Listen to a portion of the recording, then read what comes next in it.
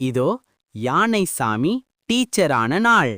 ஒரு அழகான கிராமத்துல ஒரு சின்ன பள்ளிக்கூடம் இருந்துச்சு.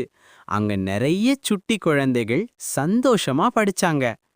ஒரு நாள் காலை, டீச்சர் இன்னும் வரலையா, என்ன பண்ண போறோம்னு குழந்தைகள் எல்லாம் பேசிக்கிட்டாங்க.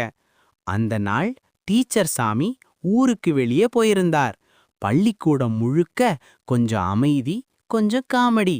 தம் தம் தம். அப்போ திடீர்னு பள்ளிக்கூட வாசலுக்கு ஒரு செல்லக்குட்டி யானை வந்துச்சு. யானைக்குட்டி. குழந்தைகள் எல்லாம் ஆச்சரியம். யானையா? பள்ளிக்கூடத்துக்குள்ளையா? யானை சாமி பலகை பக்கத்துல போய் நின்னுச்சு. தும்பிக்கைய தூக்கி ப்ரூன்னு சத்தம் போட்டுச்சு. ஒரு குழந்தை சொன்னது, யானை சாமி டீச்சரான மாதிரி இருக்கு. அனைவரும் சிரிச்சாங்க. யானை சாமி சாக்கெடுத்து ஏபிசிடி எழுத முயற்சி. ஏ ஓ மாதிரி, பி 8 மாதிரி. குழந்தைகள் ஹஹஹஹா, யானை சாமி சூப்பர். அப்புறம் யானை 1 2 3 சொல்ல ஆரம்பிச்சுச்சு போல.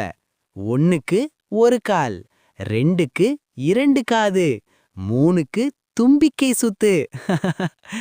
அடுத்தது டான்ஸ் பீரியட். யானை ஆடுது, குழந்தைகளும் ஆடுறாங்க. அந்த பள்ளிக்கூடம் ஒரு சிரிப்பு மேளாவா மாறிடுச்சு. அதே நேரத்துல உண்மையான டீச்சர் சாமி வந்தார்.